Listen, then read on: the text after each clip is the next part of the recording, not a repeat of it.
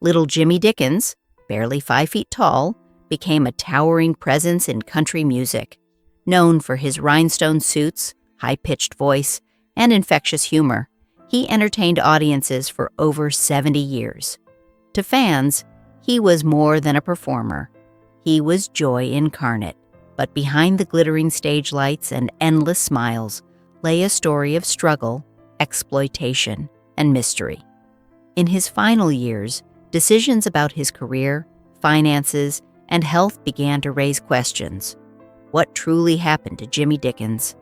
How did the man who brought laughter to so many face such silent battles behind closed doors?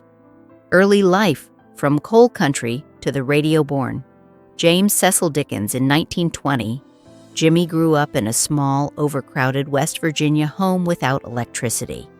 The radio became his window to the world, introducing him to voices like Jimmie Rodgers, whose songs ignited a spark in the young boy. By high school, Dickens was performing on local stations, traveling town to town with his guitar, often sleeping wherever he could. Despite poverty and hardship, he possessed an undeniable presence and charisma.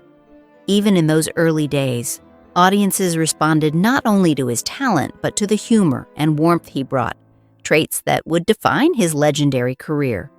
Rise to stardom, the Grand Ole Opry. In the late 1940s, thanks to encouragement from Roy Acuff and others in Nashville, Jimmy joined the Grand Ole Opry. His small stature made him a novelty, often cast as the comedic sidekick, yet he embraced the role with charm. Songs like his humorous "Take an Old Cold Tater" delighted audiences while highlighting his playful wit. Though underestimated by some, Jimmy's determination and talent made him indispensable. Audiences loved his self-deprecating humor. Yet behind the laughter, a quiet insecurity lingered. Despite personal challenges, he toured endlessly, appeared on television, and mentored younger artists, steadily cementing his place as a beloved figure in country music history. Behind the rhinestones, personal struggles beneath the rhinestones, and laughter, was a man who often felt underestimated. Long nights alone, self-doubt and concern about fading relevance accompanied the applause. Jimmy's joy on stage masked a private pain, the quiet loneliness that many performers endure.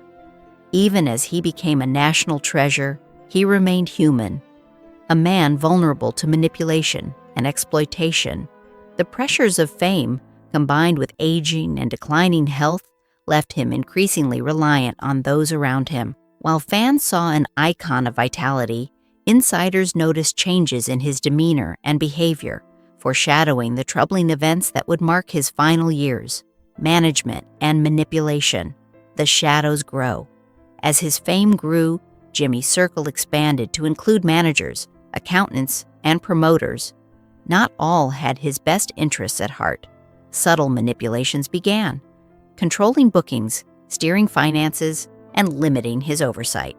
By the time he reached his 80s, these influences had grown pervasive. Legal documents were updated quietly.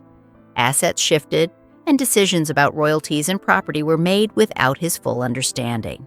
While Jimmy remained gracious and trusting, the erosion of his autonomy was stark. Those closest to him observed a man increasingly sidelined from decisions he had once managed. The stage that celebrated him contrasted sharply with the private battles over control and influence. The final years, decline and isolation. In his 90s, Jimmy's health declined noticeably. Public appearances grew infrequent, performances slowed, and backstage whispers questioned his capacity to manage his affairs. A small circle of handlers assumed increasing control over medical, financial, and career decisions. Friends and some family members reported being blocked from visits. Calls went unanswered, and Jimmy became increasingly isolated. Even as fans celebrated his enduring presence, insiders witnessed a man stripped of his independence.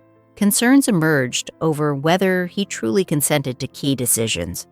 This quiet erasure of control laid the groundwork for one of the more troubling chapters of his life, revealing the vulnerability of even beloved legends. Questionable decisions, property, money, and influence. In the final years, Key assets, including a historic Brentwood home and stage-worn costumes, were sold or transferred under dubious circumstances. While official paperwork appeared legitimate, questions arose about Jimmy's ability to authorize such moves at 94 years old. Updated versions of his will favored certain individuals who had gained influence late in life, cutting out longtime friends and family. Generosity, once a hallmark of his character, seemed absent in his final arrangements. Observers speculated that manipulation played a significant role. These financial decisions, made behind the public eye, highlighted a pattern of exploitation, raising concerns about elder financial abuse and the slow dismantling of a beloved man's legacy. Exploitation revealed. The truth emerges. Investigations into trusts, shell companies, and offshore accounts revealed an alarming level of coordination. Executives with previous financial misconduct histories became consultants managing Jimmy's catalog. His image was used in promotions he opposed, including virtual hologram performances for European audiences. This deliberate exploitation, while not violent, systematically stripped him of control over his life's work. Family members and close friends reported seeing signs of manipulation and coercion. Rather than a single act of malice, it was the slow, calculated erosion of autonomy by those who prioritize profit over legacy. The contrast between public joy and private manipulation painted a troubling picture of his final years. The community he built, betrayal and loss. Jimmy's world, once filled with legends like Hank Williams and Minnie Pearl, became the backdrop for his exploitation. Those who had once celebrated him now participated, knowingly or unknowingly, in diminishing his independence. The same Grand Ole Opry, where he brought laughter and mentorship, became a setting for his quiet marginalization. Close friends struggled to reconcile the man they adored with the circumstances surrounding his estate and career control. Yet, despite these betrayals, Jimmy's spirit endured publicly. Fans remembered the humor, warmth, and passion that defined his performances, unaware of the shadowy manipulations behind the scenes, steps toward justice, preserving his legacy. Thanks to whistleblowers, family advocacy, and fan pressure, efforts are underway to restore Jimmy Dickens's legacy.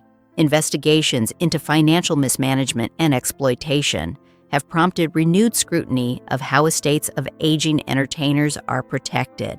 A foundation bearing his name has been proposed to safeguard his music, memorabilia, and the memory of other forgotten legends. These initiatives seek to honor the man who gave so much joy while preventing similar exploitation for future generations. Jimmy's story, now fully examined, serves as both cautionary tale and inspiration, a reminder that a legacy can endure, even when human frailty is exploited. Conclusion: small in stature, monumental in story. Little Jimmy Dickens may have been small in physical stature, but his life story towers. From coal country poverty to the Grand Ole Opry stage, he became a beloved icon of country music. Yet his final years revealed the vulnerability even legends face, the subtle erosion of autonomy by those who prioritize personal gain over respect. Today, thanks to advocacy and transparency, his story is emerging fully, honoring both his triumphs and trials. While he may have been exploited in life, the truth now shines, ensuring that the man who made millions smile will forever be remembered for the joy, talent, and resilience that defined him.